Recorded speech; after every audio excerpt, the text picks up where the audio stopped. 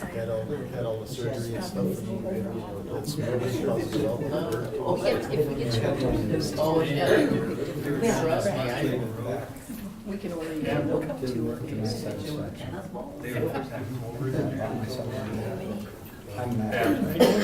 Okay, good afternoon and welcome. This is the second in our Committee of the Whole, Community Conversation. On the agenda tonight, we will have a presentation by Rena Rogers on the tower situation up the Gunflint Trail. But before that, we do have another meeting up at the high school, and that's in regards to the DNR land proposal for border-to-border route, going through some of our back land. And so I know that I would appreciate if we could kind of wrap this up maybe about 6:15. That presentation is from 6 to 8. And I know that some of the commissioners and maybe other people would want to go to that too, because it goes through and buy some of your land. So the DNR will give a presentation on that. So what I would ask is there anyone here who do not have comments about the tower? You have another comment or question about something else? Because if you do, then I would like to put you on first. Okay, you're the only one? Okay, then we will give you 5 minutes. Oh, okay. I'm curious as to how the whole process here works. It says public comment. I thought that it was also a time for us to ask questions and to get some feedback. Mhm. Okay, so 5 minutes could turn into 10. Okay. Well, let's say 8. Okay. One of my questions is about our consent agenda and how that whole process works, how decisions are made about the items that are on it, how in less than 15 minutes, let's see, 3 weeks ago you passed 17 items in a consent agenda, and a week ago you passed 9 items in a consent agenda, and it took, basically 30 seconds to do the consent agenda. So how does that work? Okay. How do those items get talked about and decisions made? I think we'll let Jeff start with that. We do have a consent agenda policy that is available to the commissioners, and we can make it available to people again. It was a policy that was developed before I arrived here, and it typically, to qualify as consent agenda, it is something that's already budgeted for and a continuation of regular business. So it's not a change in policy, it's not new business, it's a continuation of business and something that's already previously been budgeted for. But I can share the full content of that policy. Would you please? Mm-hmm. Okay. And I guess the one thing on there that caught my eye was a decision was made on approving a case aid and 9 job descriptions, and I thought, 9 job descriptions? 9 new people, 9 old people, 9 being reviewed? What does that all mean? So that was... And I can answer that question for you too, Arvis. Those 9 questions were just position descriptions that were being clarified as a result of the comp study. They were existing positions. We were just working on the terminology and the wording in the job descriptions. Again, they didn't have any budgetary impact. It was just cleaning them up. Okay. Artis, if I could comment too, it's a good question that any one of us commissioners can, at the beginning of the meeting, you'll notice the chair asks us if we'd like to pull any of those. So if there's any concern that, a constituent may have VIA through one of us commissioners or whatever like that, or something we want to know more about, or we really want to discuss it further before we make a decision on it, then that's always an option. Oh, okay. Madam Chair, I was actually here when the consent agenda was created. When I first started as commissioner, our meetings took up to 9 hours. We set a budget, and let's just say that we told the highway engineer that he could buy a new piece of equipment. And then after the agenda was approved, he'd come in 3 minutes later, and the 5 commissioners would sit there and argue for 2.5 hours over something that we already approved in the budget.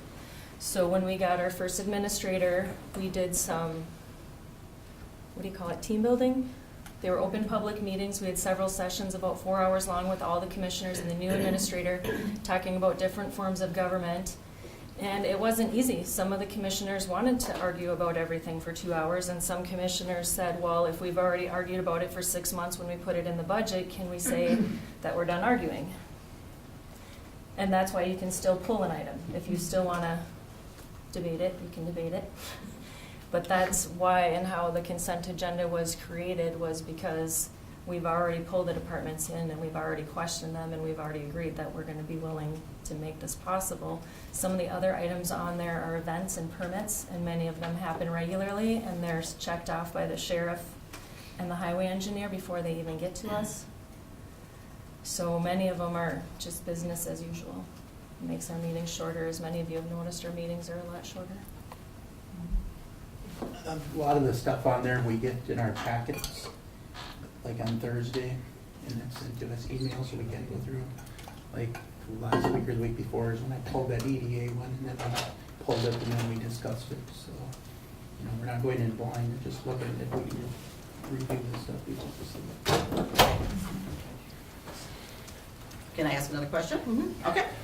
I'd like to know the difference between bonding and a loan. And I'm asking that question because I know you're working towards a bond of significant dollars that will obligate the county for millions.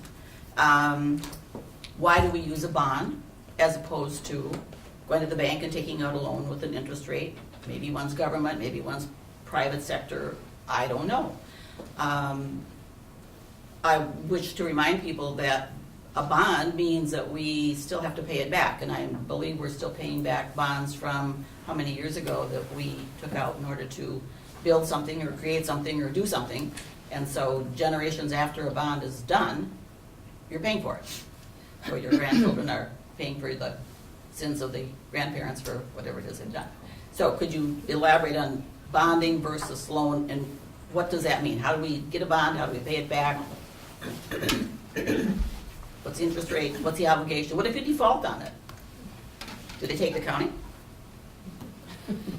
Again, I'll start this question, but I think Brady's gonna answer this. Governmental organizations are not allowed to take out loans from the bank. They have to go through a public process. They have to go through a bonding process because the bonds are backed by the taxpayer base that they serve. So they have to go through this specific process, and in all these bonding processes, there are public input requirements, which is why we can't just go to the loan and borrow money and do that. And typically, best practice is that you only bond for things that will have a life expectancy longer than the term of the bond. So I think we're going to be proposing, I'm not entirely sure what the content of this is, but you take a mortgage out on a house or a commercial property, and it's 15, 20, or 30 years. And it's the same kind of a purpose, so it usually should be guaranteed not only by the levy, but also by the value of that piece of property. So the proposal that we're putting together is a significant proposal, more than 3/4 of which is backed by the transportation sales tax and not backed by the general obligation of the county. So beyond that, if Brady, if there's anything else to add about the designation between bonding and borrowing? I think that's pretty clear what it is, and then in statute, this kind of goes beyond that question. They define certain things that you can bond for and other things you can't. For example, in this capital improvement plan, you can bond for government buildings, government use buildings. For example, we can't do the community center or the YMCA because they're primarily not government use, things like that. So they're really tightly defined in the law. There's another law for equipment bonding, so we're going to do a little bit of that also. So you can't go out and get loans or bond for anything. They're pretty tightly defined.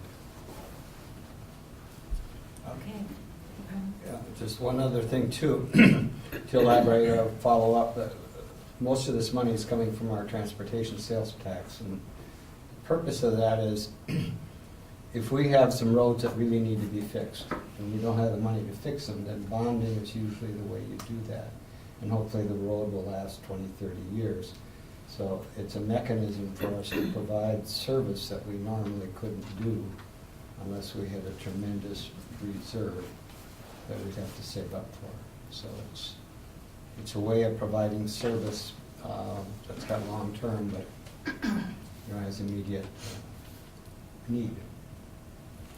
And typically, bonding rates are a little bit better than what you can get on the street. The past several years, borrowing money through bonding for capital improvements is significantly cheaper than trying to save money to be able to pay cash for that same capital improvement, because the cost of that improvement is going up faster than the interest rate of borrowing to do that improvement right now, if that makes any sense. So typically, there's a little bit of a discount for governmental agencies in their issuance, especially for a governmental agency with a good bond rating. And incidental about that is that if we couldn't do this, we would be passing very high levies in order to fix our roads. I mean, very high. So it's a way of keeping our levy down too. Okay, thank you, Arvis, but I think we're going to have to move on. I know you have a list there, and you can check those off. And next month, we have another meeting here too, so. Okay, so one more, how do we get some length to this so that we could actually have more questions and more answers? Well, we usually do, but we have, the agenda tonight is about the tower. And so I'm going to turn that over to Rena from IT and Rowan. And then the rest of the folks here evidently have questions. So we will proceed with the committee of the whole next month. And you can come then for sure and present some more questions. Okay. So Rena, I will ask you to do a little quick history, bring us up to date what's been going on with the armor program. Do you want to clarify? You can clarify if you'd like to. Hey, Madam Chair, I'd just like to make one point of clarification, that the agenda item for today is to discuss the proposed tower ordinance amendment. We're gonna do that. It's actually a revision. The revision of the revision of the current tower ordinance. So that's what Rena's gonna address first. We are gonna talk about the proposed tower up on Seagull, but we're really talking about the tower ordinance at this point in time. Okay. And I'd be happy to take your questions at the end, or your comments, your concerns, when I get through this. Hopefully some of what I have to say will address that. Do you want me to sit? Do you want to stand or sit like this so that, I know that there are going to be people that have a harder time hearing you? Yeah, I do have a voice that sort of trails off sometimes, so I apologize. So, so this is the beginning of a process that we're going to have to revise a tower ordinance that we have in place today. This is the very beginning of the process. This is the first time that we've talked about it really publicly. It's the first time the commissioners have heard about it. We've been working on it, trying to look at it, see where the language needs to be changed and updated. So you're really hearing about it with the commissioners for the first time tonight. There's a process that's going to follow. We'll talk about that process of public comment and review and how it gets approved. But tonight I'm just going to try to introduce what we're doing and why we're doing it. So the current tower ordinance that's in place right now was drafted in 2001. Most things that have been drafted anywhere that long ago need somebody to go back and look at them. It did have a lot of really good things in it. It had a goal of encouraging co-location to limit the number of towers that were being built. It limited height restrictions to avoid tower lights. So we say that a tower can't be, without going through a process, to be higher than 199 feet, because at 200 feet or more, you have to light that thing up. And so people care about the night skies, so it had that in there as well. It also had a lot of general permitting requirements that would basically control the impact on the environment and public health and safety, just like all of our other zoning ordinances do. However, there are a number of factors that have really changed in the bigger environment. And those factors have really put us in a position that we need to revise the tower ordinance. And with those revisions, we have opportunities to do some things to manage this a little bit better. So I'm going to kind of walk you through the way we've thought about that and really see what you think. So factor number one was in 2012. And the federal government, in the way that the federal government likes to do, passed something about towers and cell service in a bill called Middle Class Tax Relief and Job Creation Act of 2012. So buried in the middle of something entirely different is some language about cell towers. And that language basically says that it mandates, actually, that state and local governments must approve eligible facilities request that does not substantially change the physical dimensions of the tower. Generally, that means it doesn't make the tower taller. And it ensures the timely deployment of wireless services. Wireless services are cell services. So with that act, the government said, Cook County or any other local government, if a cell service provider comes to you and wants to locate on a tower in your county, you can't set up zoning or other things that try to not do that. You have to let them do that. Okay, so that's one thing that we have to figure out a way to address.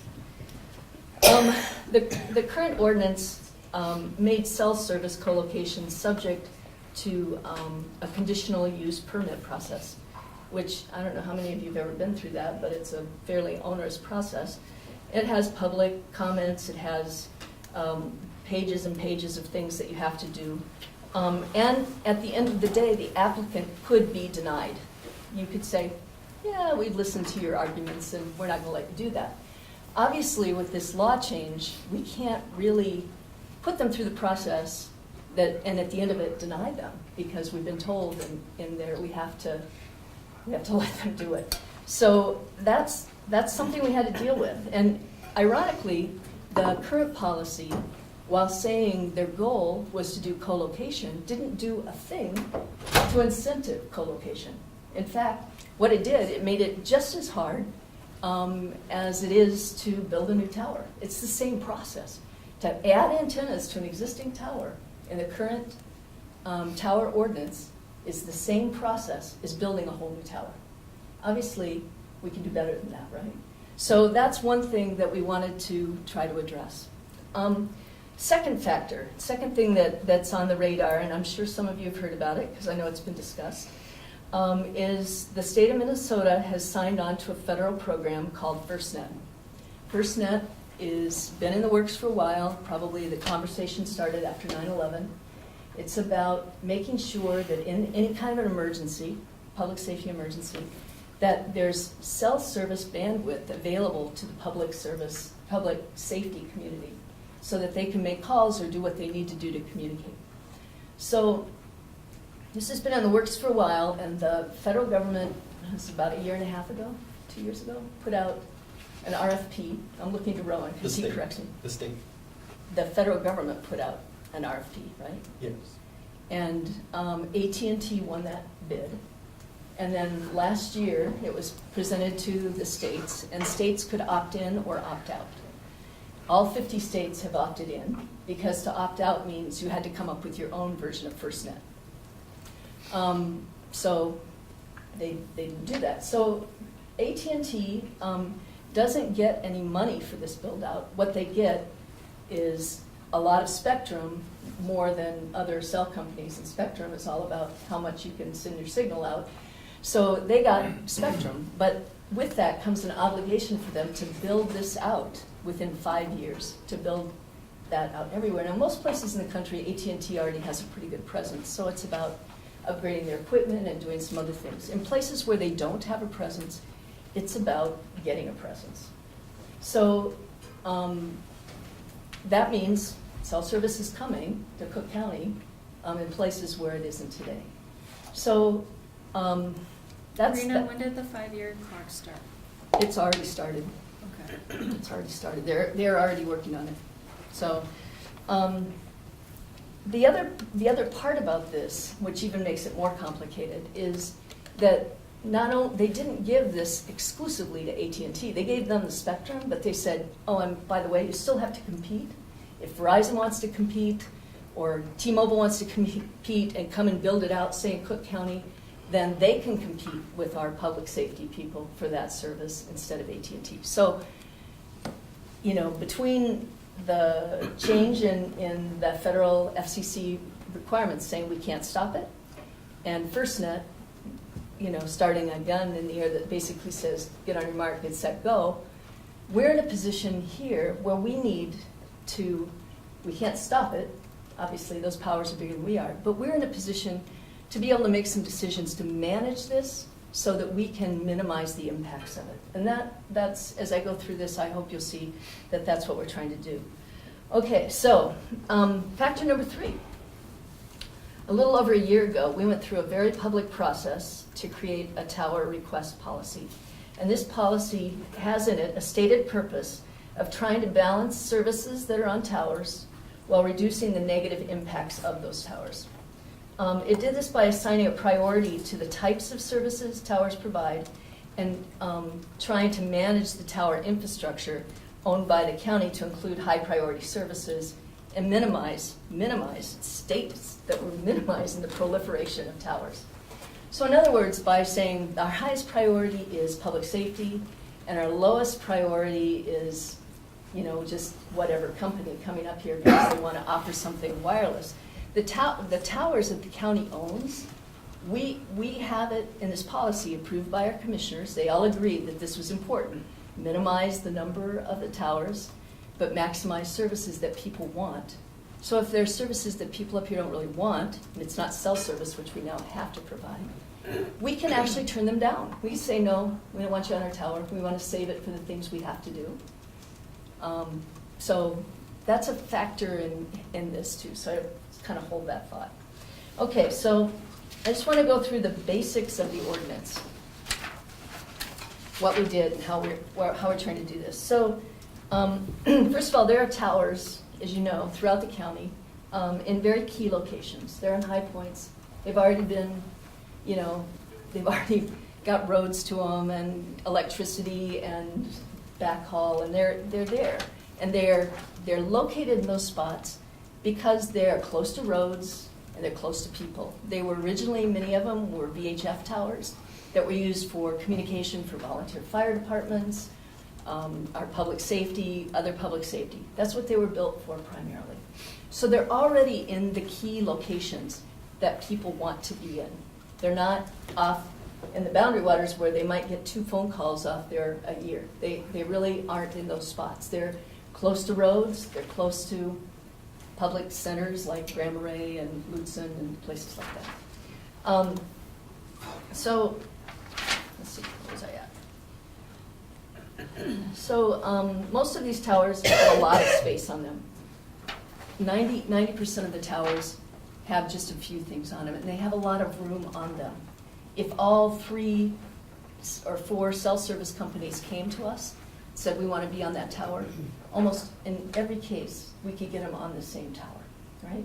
Not always, but in most cases we can. Not saying that we're going to get 4 on every tower, but we've been looking at Hovland. We've had 3 requests there, and they will all go on that tower just fine without building another tower.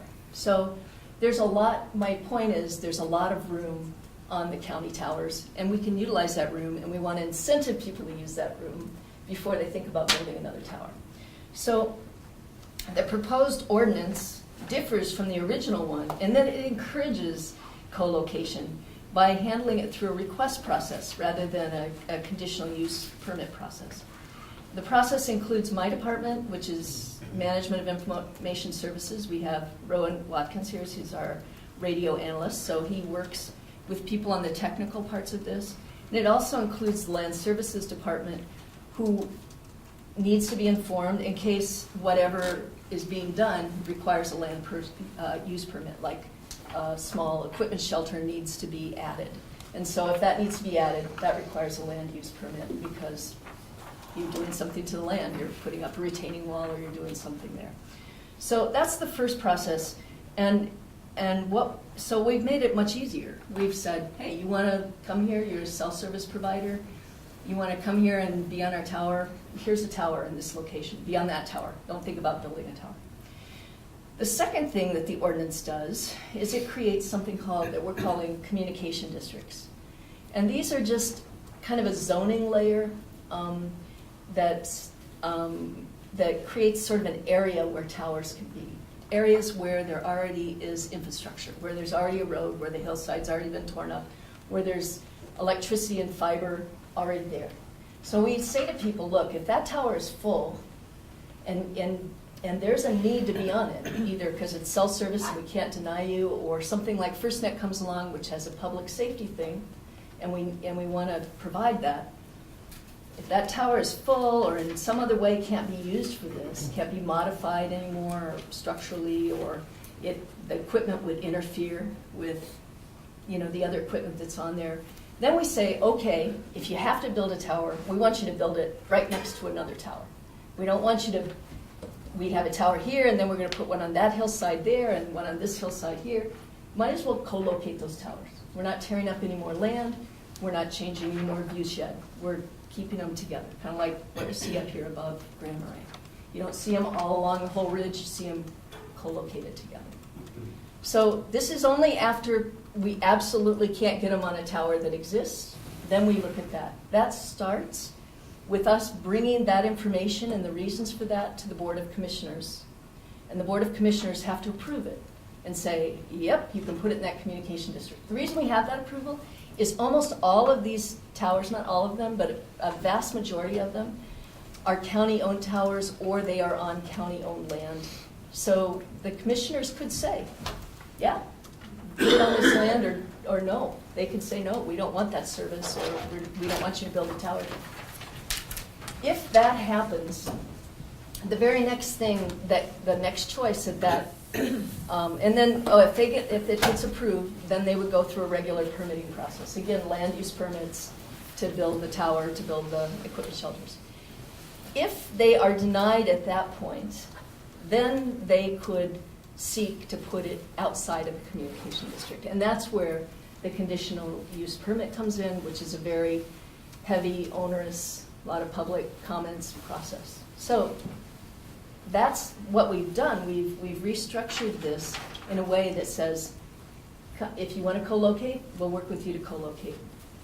If you can't co-locate, then here's this next step of building within a communication district.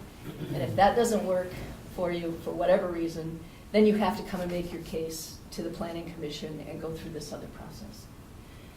How does that play out? So we have this tower policy, this request policy that basically prioritizes services. So if the applicant is a cell service provider, the cell service provider, we know we have to approve them, right? So we are going to try within our power to co-locate them or find the most minimal solution. But if you came in and let's say you were Clear Channel Radio, country western radio station, and you wanted to come up and be on our tower, we might look at our tower and look at the size of it and how much space is available and say, no, we don't want you to co-locate on our tower. You're a low priority in our policy, and we don't want you to co-locate on that tower. So they could try to make their case to the Board of Commissioners and say, well, then we want to build a tower in your communication district. And again, the commissioners could say, no, we're saving this area and this space for public safety or cell service. So no, we're not going to approve that. Now they could maybe go and find somebody who maybe doesn't live here all the time, who says, yeah, you can rent a space on my property and put up a tower. Now it goes into a conditional use process. And that process is subject to public comments.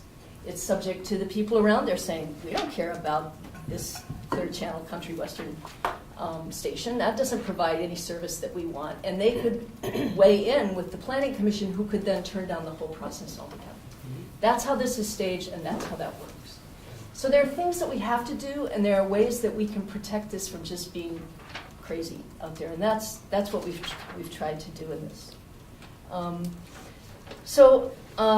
Let's see.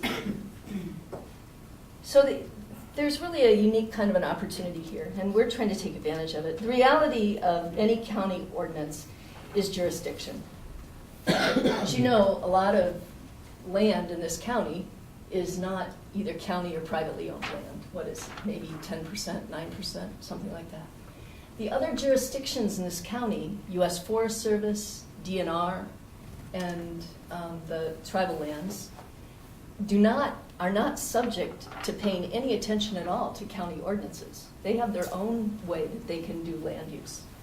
So if the county isn't smart, or if they make it too hard, like it is in the current one, and we say, well, you gotta go through all this stuff to put your stuff on our tower, they might just go over to the Forest Service or to the DNR or somebody else and say, we wanna put up a tower on your land.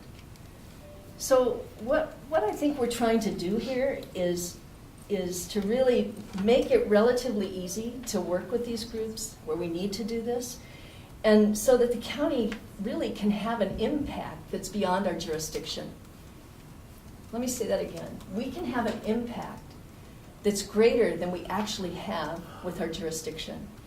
By encouraging it and making it easy and working with people to co-locate on existing towers, we keep people from going to find the next hill over on U.S. Forest Service. So that's really the bottom line of, I think, what we're trying to do here. And I just, Jeff's gonna talk about the process a little bit. We're gonna be putting this out for public review and comment in the next week or so. So I hope you all read it, and if you are interested, and if you see something that you think we should change, or you've got some ideas, we're always open to that. But I wanted to read this because I think it's really important to understand our purpose in all of this. This is Article 1 of the draft of the tower facility, purpose and intent. Cook County is situated within the diverse boreal forest landscape, nestled above the clear, cold waters of Lake Superior in far northeastern Minnesota. The county supports a variety of economic and recreational interests, and the same features that endear the landscape to its residents also attract large numbers of visitors throughout the year. The county prides itself on its rich natural diversity and so is mindful of the need to conserve its aesthetic and economic resources. Because of its remoteness, wireless communications have established a necessary foothold in Cook County. Before serving the public and private sectors, its presence is critical for emergency services, informational broadcast, and simple person-to-person communications. However, with an increasing demand for wireless resources, Cook County has identified the need to establish rules and regulations to properly manage the industry. The ordinance creates the framework for the necessary and regulated expansion of the wireless industry in Cook County, doing so with a multifaceted approach to economics, the environment, and the aesthetics of our unique and beautiful county. So I guess if there's one thing I want you to understand, we want to manage this because we live here too, all of us, commissioners and Rowan and I, and we live here and we're not interested in seeing towers everywhere either. So we have an opportunity here to try to put some things in place that meet our obligations under law, and also try to minimize the impacts of that. So one last comment here. I know when I first got here 4 years ago, I was here about 2 weeks, I think, and a conversation about towers started up because MnDOT was building the last 3 towers up here. So I heard I answered a lot of emails, I took a lot of phone calls, I listened to a lot of public comment. The end of that whole thing, the 3 towers had been proposed at 330 feet, which would have required lights. We managed to find out and do some work with MnDOT, and those towers ended up being built at 180 feet, which the towers were built, but at least they weren't lit up at night. Okay, so that was an important factor. But one of the things that I took away from that after 1.5 years of having that conversation was that it's really important up here to really figure out and balance the aesthetics wherever you can. And that's really what this is trying to do. It's really a very purposeful attempt to make sure that we meet our obligations, we bring the services that our public safety needs, but that we try to do that with a minimum impact on that. We can't really slow or stop these changes, but we can manage them, and that's the purpose of what we're proposing here. I don't know if you want to talk about the process and what comes next, and then we'll take questions, whatever questions you have. Yeah, I'd be happy to. So in the in addressing an ordinance update, this ordinance falls under the authority of have to set a plan, they would have to have a draft, they'd have to make that available for public comment, they would set a date for a public hearing. At this point, I think they're going to have the draft ready that they can meet the deadlines for having the public notice and probably have that at consideration of the April 11th meeting. And at that point in time, the commission will, like I said, hold a public hearing related to that and then make a recommendation as to whether or not this is an appropriate consideration for them to forward to the Board of Commissioners. It could go to the Board of Commissioners as early as April 24th, and then ordinances become enact when they're published after going through that process. So again, the purpose of tonight's meeting was to discuss the proposed changes to the tower ordinance to reflect the changes in the state and federal policies and to reflect the change in the local policies related to prioritization of use of county towers. I know that's not the question you all have, so I'm going to put them on the spot, and I'm just to take the heat off and tell everybody where we're at. Can you tell us where the process is in planning for the proposed Seagull Tower, Rowan? Yeah, it's with between the state and the U.S. Forest Service. But ultimately, the dynamic of that agreement is between the fire department, where the property is, who has a lease with the Forest Service for that property, and the state. The county's role in it is to facilitate that agreement and the conversation to come up with a solution, as we've discussed before here and with others in this room, of a solution that would provide public safety and emergency services the coverage that they continue to tell us that they need in that area with a minimal solution. We weren't really intending on having that conversation today. And in fact, the ones who will probably really be facilitating that conversation is the fire department, and we'll obviously be there. But our role has been, in large part, to put the right people together, our contacts with the state radio system at the state level, the fire department, the Forest Service, and talk about technical solutions to reduce the tower height. I think the last time we talked about, in a public setting anyway, a tower to provide coverage for the end of the trail, it was a 180-foot tower at the helipad. And that was because that was one of the only locations that could do a microwave backhaul from Gunflint. So you need line of sight. The towers have to be connected somehow. And that would have provided adequate coverage. Since then, we've talked about a lot of different options.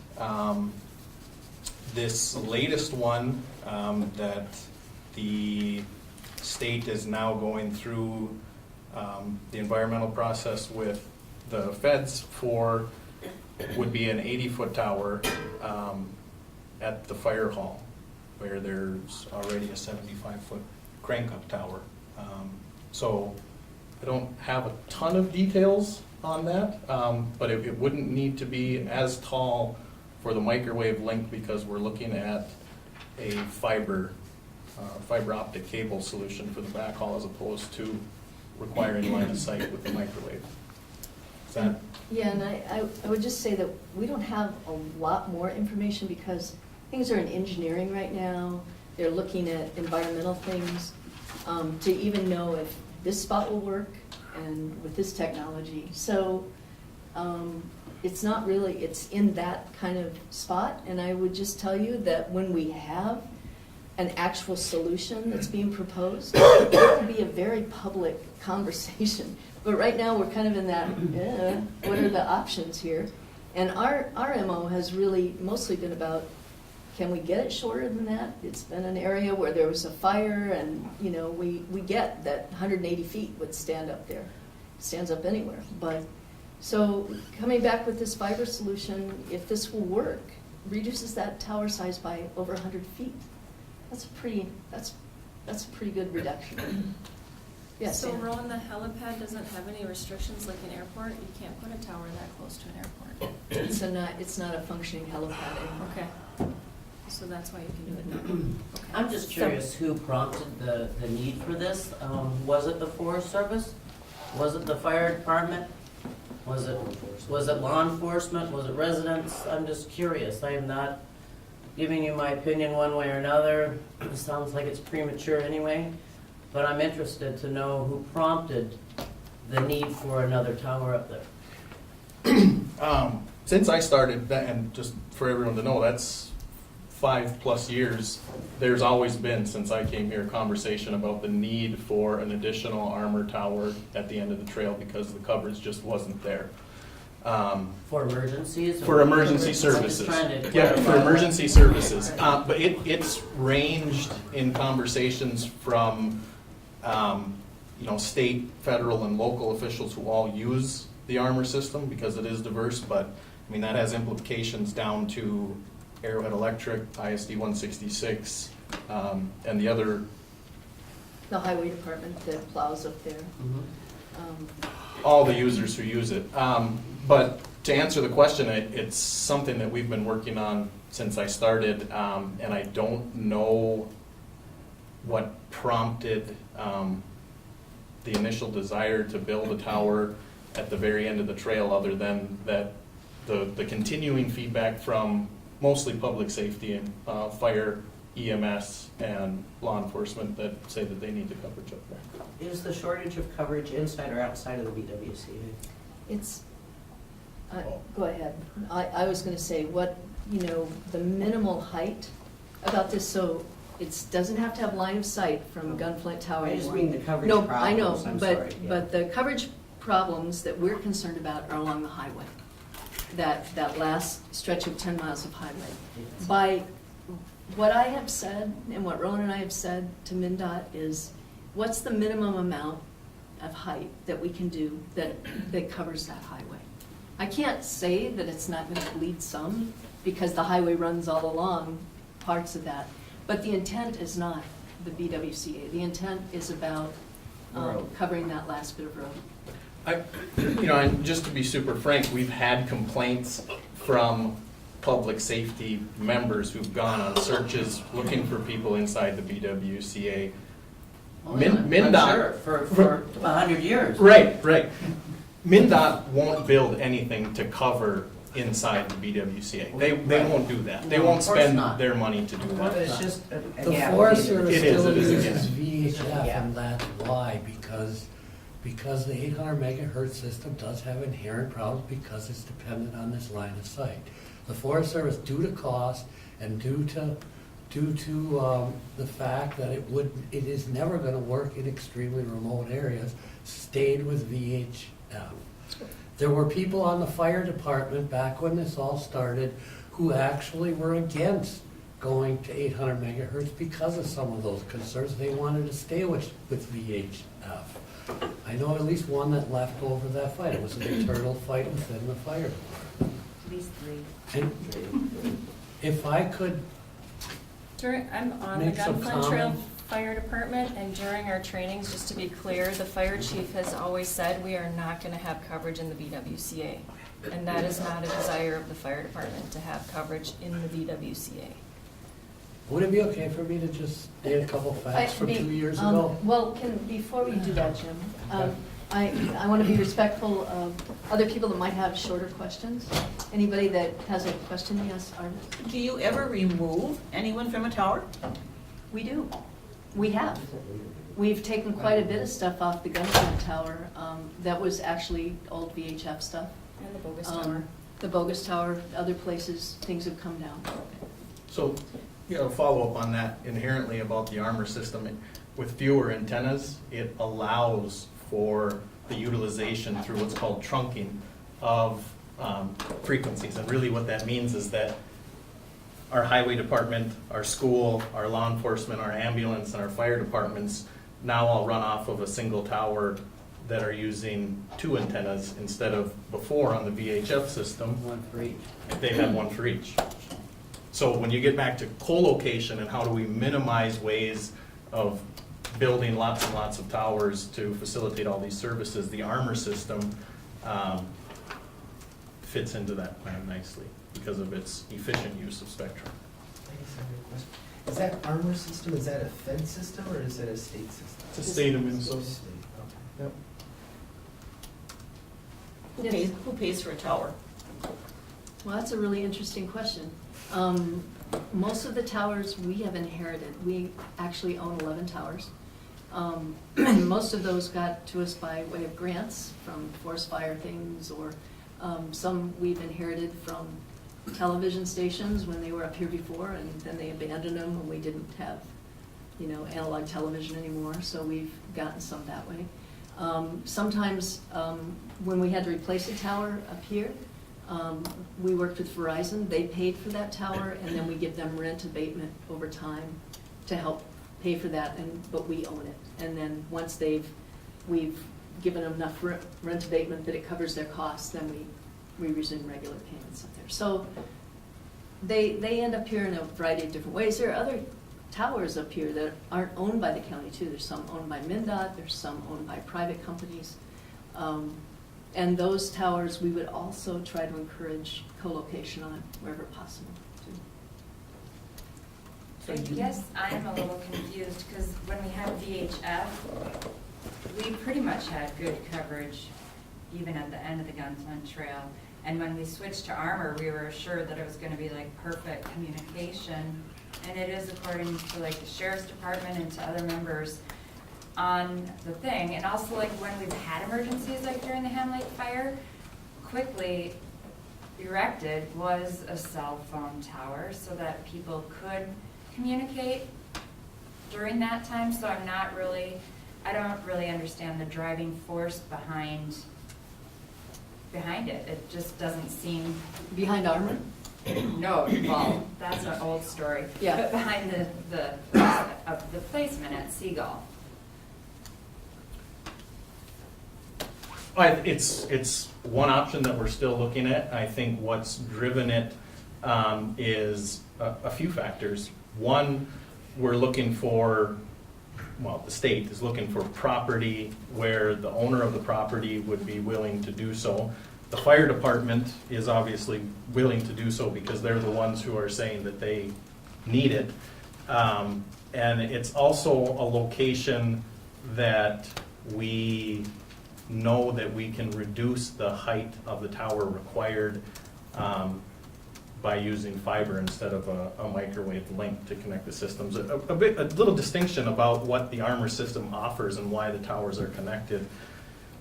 If you're on VHF, you're, with a handful of exceptions, you're limited to conversations between each other off of the same tower. On the Armor system, because these towers are linked, you can call down to the hospital, to Duluth, you can talk to the life flight while it's on its way to see you. So there's some logistical advantages to it. Yeah, I am aware of all the benefits that Armor was touting years back when we switched over to it, and I understand that. So thank you for the explanation. Another question? If there's not any more questions, then Do you have any question, Jim? I know he wanted to read something, I have so. a comment. I have a couple comments and then I would have a question, if that's okay. Okay, come on forward, Jim, so we can. Okay. Everybody can hear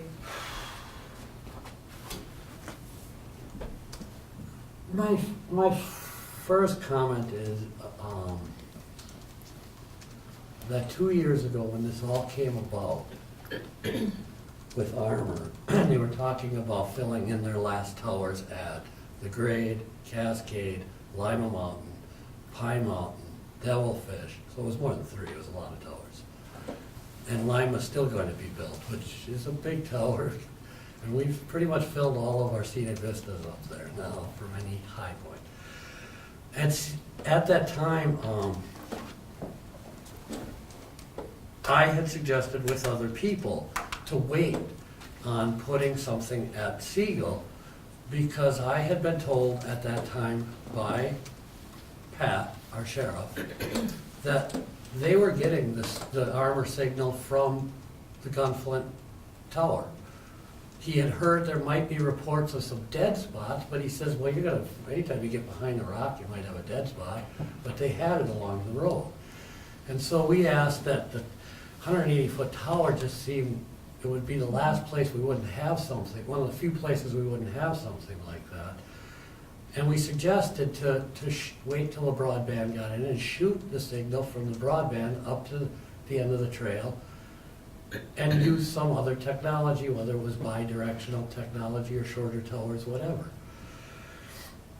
Which, by the way, is what we're proposing. I know. You know that, right? That's what we actually are proposing.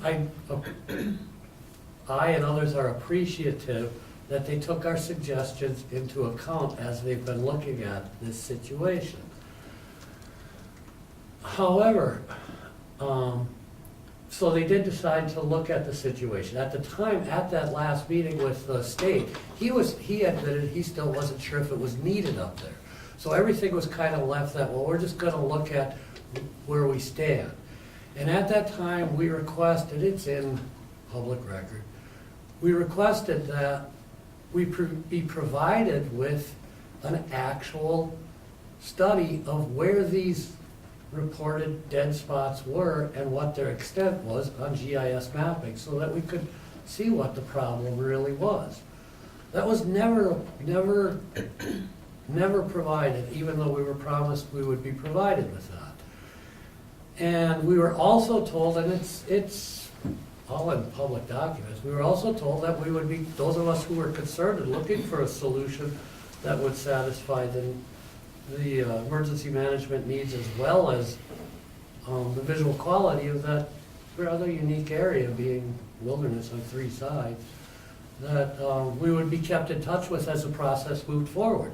And we never heard anything until when I asked you last week, Rena, if there was a tower going at Siegel, and you said yes. And then I looked up on the Forest Service website and found that under their SOPA listings, it said that the state had already submitted it to the feds for approval to build on their land. So we had never, in 2 years, we were never shown the GIS data of where these dead spots are. First, that I want to say, our sheriff was considered, I would consider our sheriff kind of a lead emergency management person. I would think most people might agree with that. And he's always stuck by that the armor signal from the Gunflint Tower itself, without any enhancement, is providing all of his personnel radio comms from the end of the trail. I've asked him, do you have these serious dead spots along the Gunflint Trail at the end of the trail? He hasn't had any complaints from any deputy where they cannot use it as it currently exists. So, I know you're looking at each other, but that's what Pat has said. Okay, well, So, but you isn't have here, so some, I you can't- have a can't- few other people, I'm not arguing with you, I'm just trying to state my case. So if you, Sure, go. so you have supposedly, back then, when you were questioned, 2 years ago, when you were questioned, well, who requested this other tower at the end of the trail? And you're quoted in a news article and on the radio as saying, well, I don't know, it may have been the fire department some time back. We tried, yes, your quote, it's in documents. So it's just there. So we tried to find out who actually requested this. We never found out. Now, one thing that people are misunderstanding is when Armor submitted its plan for up here, Armor had a plan for a certain amount of coverage. The BWCA was excluded, knowing you basically have to fill every 5 miles of the BW with a tower to get it to work. The plan they submitted to the county had the towers that were now have allowed to be built. It never had a tower north of Gunflint Lake in the plan. That is a local enhancement request by the county. That was by the county. This is before our administrator was here. It was please let me finish. It was requested by the county. It was a local enhancement. The state, when questioned at that meeting, it's on the record, it's on film, it's on WTAP, he specifically, when asked, said, I have no idea who requested this. He said, you know, the state didn't request building this tower. We never did find out who requested it, ever. We were never told who requested it. All we know is that somebody requested the state to do this local enhancement, which ended up being a 180-foot tower. So we tried to offer a solution. We tried to be accommodating and offer a solution, not to be against anything. And one of the things that concerns a lot of people is transparency in government, in the sense that we feel, since we had promises were made that we would be shown in GIS and technical mapping where these dead spots and the extension of them was, and we never were. We were told we would be kept in the loop as the process went forward. We never were. To just all of a sudden hear, oh wow, there's a done deal, it's already the state's already given it to the Forest Service to get approval to build it there, just seems like a lack of transparency in government. Please understand, nobody, even people on the end of the trail, there's a number of people up there who really do not want cell phone usage, including business owners, because they know it's going to be a nightmare in the wilderness with kids watching TV, and you know how you can hear across the lake. But nobody that I know has ever been against making sure that emergency management people, snow plowers, the sheriff's department, that everybody, when they're driving to the end of the trail, they can have clear comms back to town. I just wonder why we weren't kept informed, and I still wonder what the goal is. If I'm being told that the radios work up there, where are these dead spots? I have heard one person who said he couldn't get it at his house. Well, that's not the mandate, that's not the plan, that's not the objective. You stated yourself that the objective is to make sure that everybody can use it along the road to the end of the trail. So please understand, people are have some misconceptions. This was requested by the county. The county has complete control over it. The representative from the state that was here at that meeting said they would work completely with the county, and it was at the county discretion. I just want to try to get this up because it's just kind of frustrating. I mean, there's a lot of people that are just floored by this. I mean, there's one person that just bought up on Seagull Lake. This could be right out his window. The reason they bought there and to pay those taxes, this is just a few months ago, was to get away from a tower at their place where they live now. They moved up here to get away from towers and cell phones. So They James, chose this place. you stated a lot of questions and comments. Let's let Rena and Rowan answer you. Well, first, what about where the sheriff says that he has had no reports from deputies that they cannot radio I'll back? answer that. I don't know why the sheriff said that, but I sat at the Scott Hall for fire training last summer. There was a call, I believe the incident command was at Tuscarora, and I listened to dispatch not be able to talk to the fire department. I heard when the ambulance came from town, the ambulance could not communicate. I, at the Scott Hall, could hear every single person talk. I had no problem What are you hearing talking about, everybody. Scott what? Scott Hall. It's a fire hall. Oh, I the get- Trail Center Shap, Fire Scott, Hall. Skip, Scott, Scoop, Scoop, Shop. The Trail Center Whatever you Fire call Hall. it. That's not what we call when we have a meeting. So I sat there and I could hear everybody else, but they couldn't hear each other. So the ambulance couldn't talk to the incident commander at Tuscarora. Dispatch couldn't talk to them at the end of the trail. At one point, dispatch lost the ambulance some point between Tucker Lake and Tuscarora. So that answers your question, Jim, about who's initiating this, right?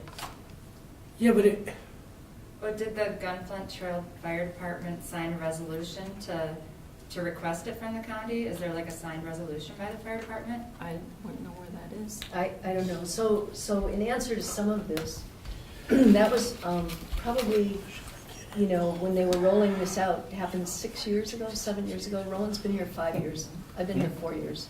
So the decisions asking whatever request came from the county, whether that was county board or the sheriff at that time, are the ones that ask MnDOT to do that.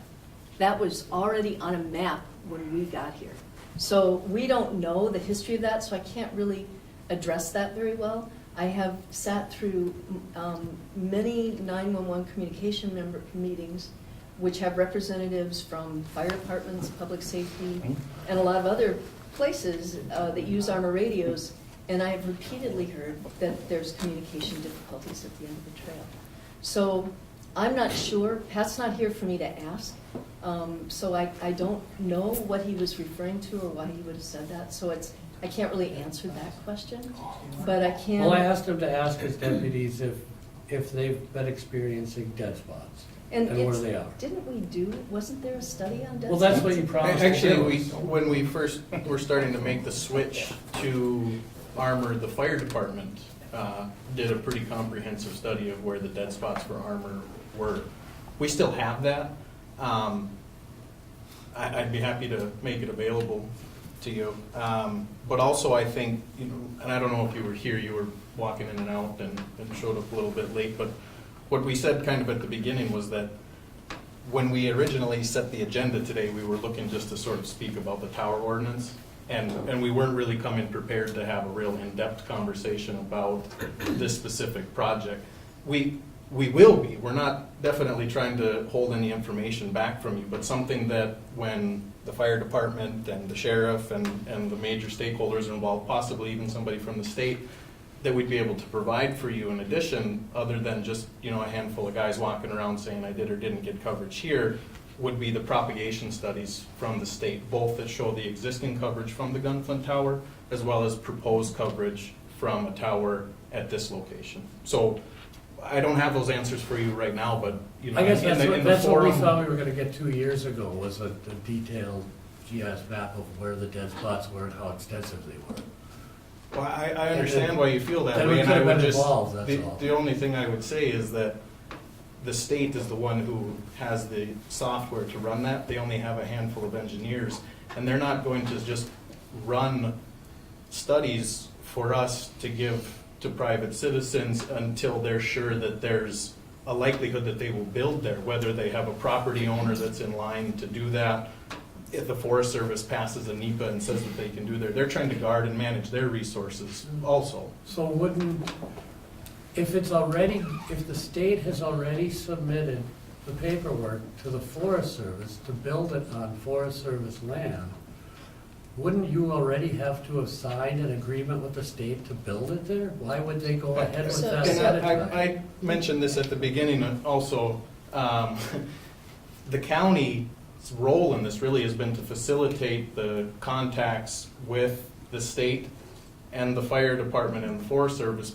Ultimately, if this project was to be approved and to go through, what you would see is a state-owned tower, state-owned equitment on Forest Service Yeah, I know. I land that understand. is leased by the fire department. So the county's processes or official role in this has been sort of limited to helping facilitate those communications and also helping to identify technical solutions to reduce the tower by So you're saying 100 the feet. county has no say on towers, the fire department can determine where towers go, and they can make contracts with the state and the federal government? No, I without didn't. county approved? That's No, not I what didn't say sounds. that. Well, you're saying it's a deal, you're saying your only objective is to facilitate between the fire department, the state, and the federal government.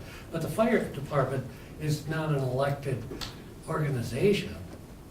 I mean, they can't make a contract with the state to build something without the county approval, is all I'm saying. Part of the problem is that was explained at the beginning. of the Yes, meeting. right, and you missed that, but. I'm sorry, I had a 60-mile drive and I didn't expect I had to be at a meeting. That's fine, today. but I would like to address one other thing that you said about transparency. Jim, there really hasn't been anything to share. We have literally just in the last couple of weeks, really in the last week, heard from MnDOT that they think they can do this. They've kind of put together some information, like last Thursday, that they sent over to the Forest Service to do the NEPA study. The NEPA study might end up saying, this is a bad location, there's environmental reasons No, not the to. Forest Service, I already talked with them, they're not doing a NEPA study, they consider it a categorical exclusion. Well, All they're doing is looking at it, gonna sign it off, and they say decision date's April and the implementation date is May. So you actually have more information than I do, so you're Well, being that's very what I try to do. transparent with me, and I appreciate that. So I think we're gonna start wrapping this up, but the gentleman next to Arvis, Okay, I'm Marvis's husband, Tom. I'm the fire chief at the Caldwell Fire Department. I'm on the Fire Chiefs Association in the county. We all want the dead spots taken care of. I have 7 or 8, 10 out there. We have people that go up the Cadence River, and you can't talk to anybody with a radio. But how is that gonna get solved? The armor They system's put up already the- in. They put little towers up that'll make it. They're- More towers, that's what we gotta have to make these. Schroeder's got dead spots, Holden's got So, them. see, you're already talking about filling the whole county with towers to get Short every tow- little bit. Short towers, That's without That's lights.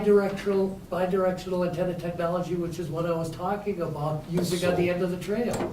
So what's a short tower? What? It's gonna be a short tower, it's not gonna be 180 foot. No, tower. what are you talking about height? They're gonna be 50 feet maybe out there is all we They could need? be 50 to 80. Oh, so now you're talking, do we have to fill all the dead spots through the whole county with 50-foot towers? Well, do you Is wanna go armor's on not the, working? do you wanna get crashed in your car halfway down the trailer up there in the end and nobody can talk to you? You can't make a cell Yes, phone I've work? lived with that all my life. I've I lived mean- out here 40 years, I've been I out here know. too. I don't have cell phone where I Well, live. none of us With do. due respect, there are people who, when they move to the Gunflint Trail, they know that they don't have service Correct. and they And I don't know I don't expect have it, service. I don't want it either. I want my arbor radio. We can't get good paging half the time. But that's now a whole new can of worms you brought up. You could be talking about dozens and dozens and dozens of 50-foot towers now No, filling everything. they're checking the sites.